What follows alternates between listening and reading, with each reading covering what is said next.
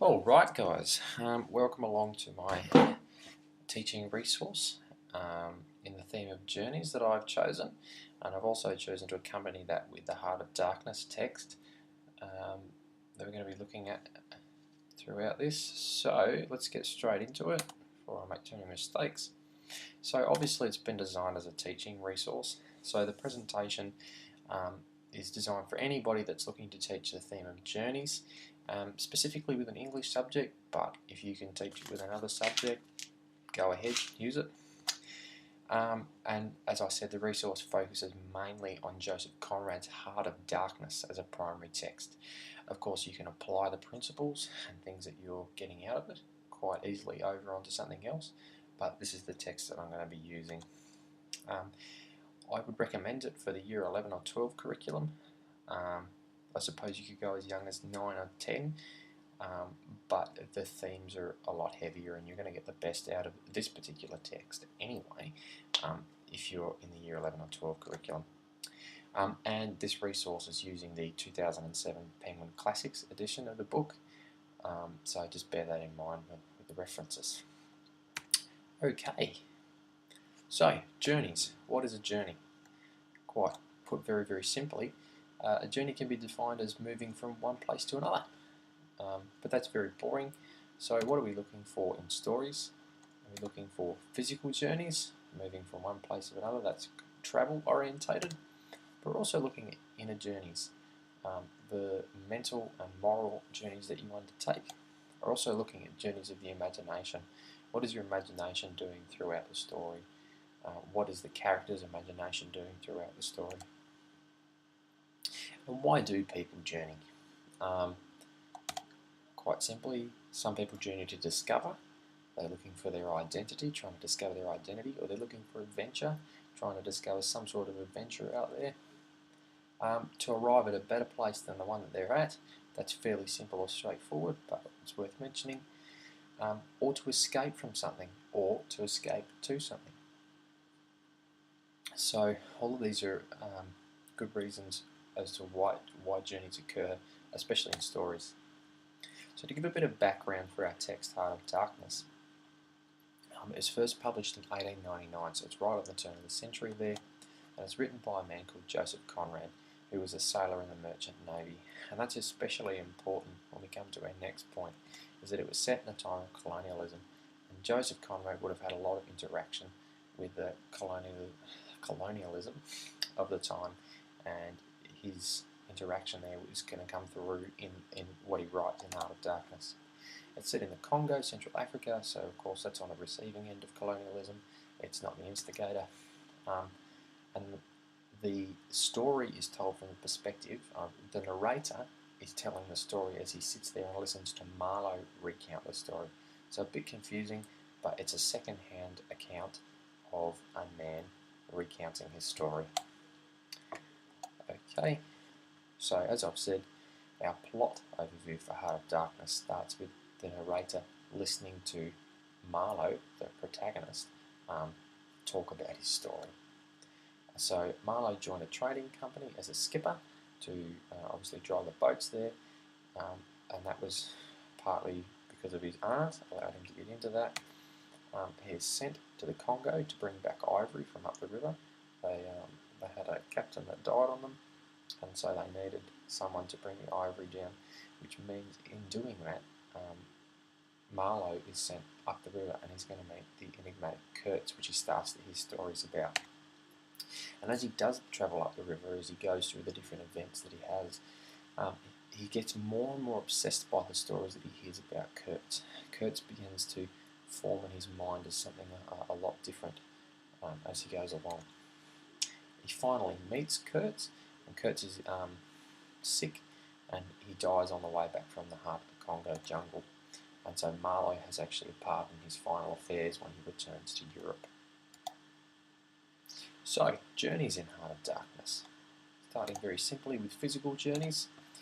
Marlowe starts his physical journey by leaving Europe, and that automatically elevates him above the native African blacks when he arrives there because of the imperialism of the time, because of the colonial setting that this story is in.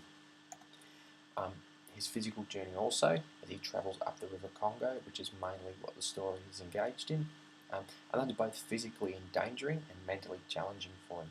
On page 55 there's an example as they come into a skirmish with some of the natives on the bank, and that causes Marlowe to come face to face with death, face to face with violence, as he encounters this journey up the river.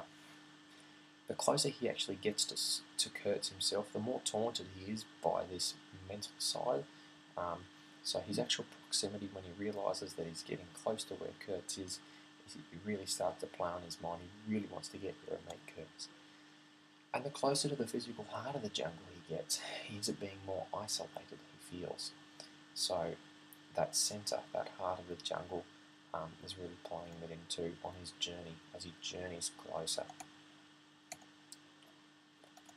Okay, looking at inner journeys now.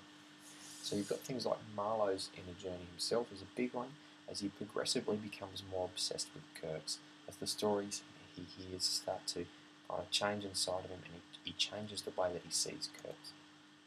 Kurtz's inner journey, he plays a vital role obviously in this story, but the representation we find out later that Marlowe finds of him back in Europe when he talks to, as they call, Kurt's intended,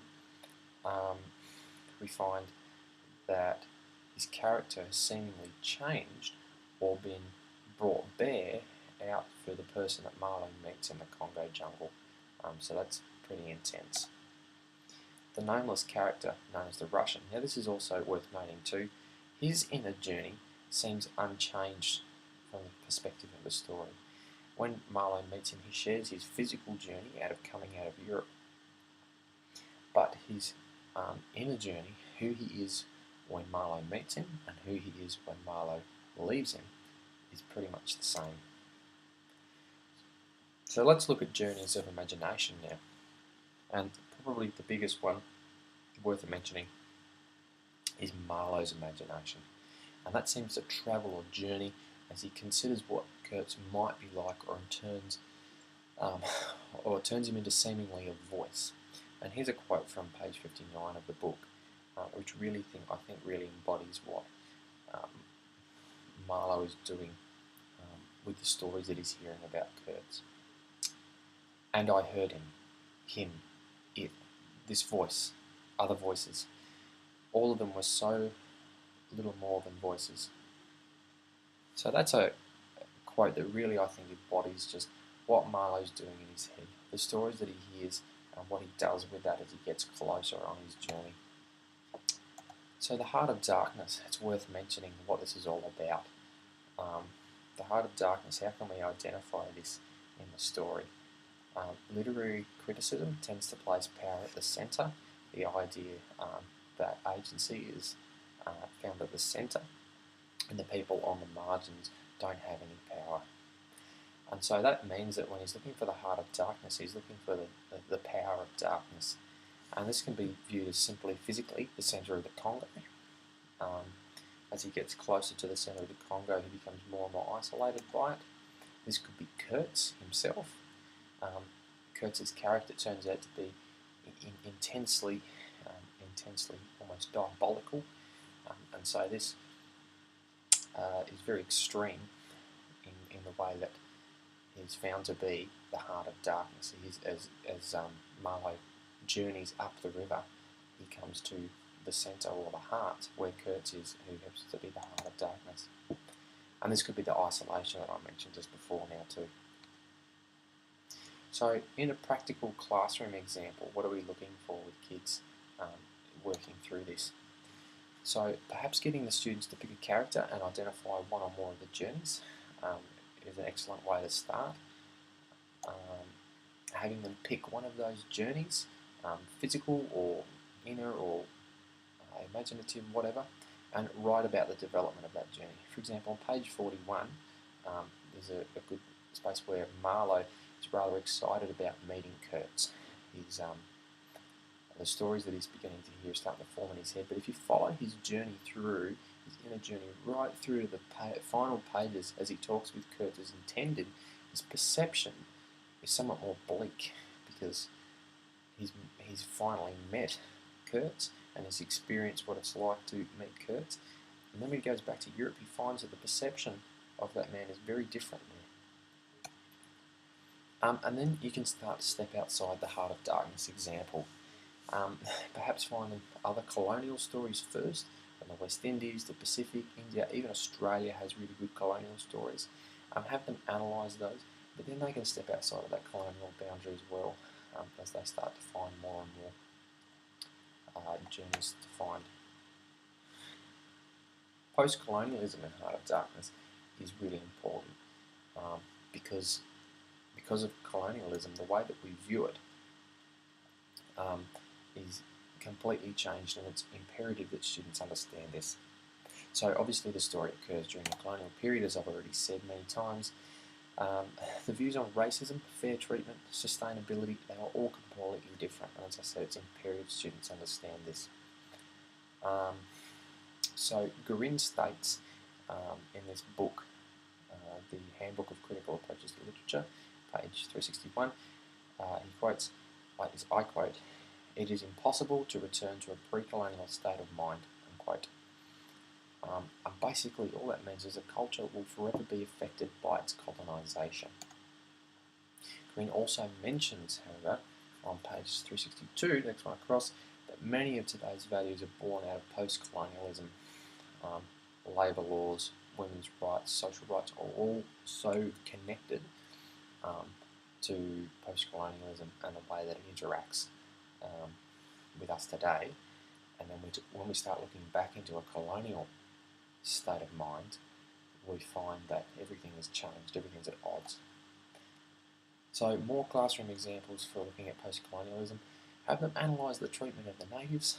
For example, the natives, on page 50, they're paid in copper wire, 9-inch lengths of copper wire, and that's not only useless to them, unless they can catch fish, as Marlowe says, as currency, but it's useless to them as value. Marlowe himself continually refers to them as savages. This kind of treatment would not be accepted in the 21st century. Analysing the treatment of their land, as the company and Kurtz himself ravage it for ivory. They're there, and Kurtz is taking over a whole dynamic of a black tribe in order to get the ivory himself. He even calls it his own. And Marlowe himself isn't that far removed from that, because he is working for the company and his job is to bring the ivory back down the river, is to make money for the company. So now we've looked through Heart of Darkness, now we've identified many things in it to do with journeys. And we need to start asking more kind of higher order questions that are going to be really practical to the students. So first of all, how do the journeys affect us as we journey with them through the story? So the character is experiencing their own journey as they go through the story, and we experience it almost vicariously with them as we read along. And how, if the character is being affected, are they being affected too as the student? And they need to be able to identify that. Are the experiences in the journeys valuable? So Marlowe has this experience of travelling up the river on this journey, and we're going to go and be in on that journey and get that experience. Is it going to be of any value to us? Do the characters find what they're after in their journeys? Marlowe is seeking, searching, trying to find Kurtz himself, and when he finally meets him, we have to ask the question, does he actually really get what he wants, what he's after? He meets Kurtz in a physical sense and he gets to interact with him, but the stories that he's heard about Kurtz and the way that his inner journey, the way that his imagination has involved that, does that match up when he meets Kurtz himself? And the students need to find that as well and start applying it to other aspects, other journeys that they might undertake.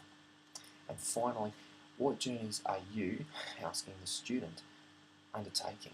What journeys are they undertaking? Are the experiences in them valuable? What effects are those journeys that the student is undertaking having on themselves?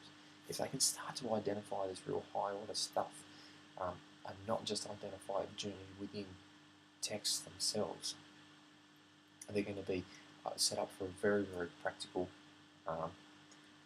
useful unit. So there you go, guys. That's my research resource on journeys, looking at the Heart of Darkness text, and hopefully it's useful to some or many.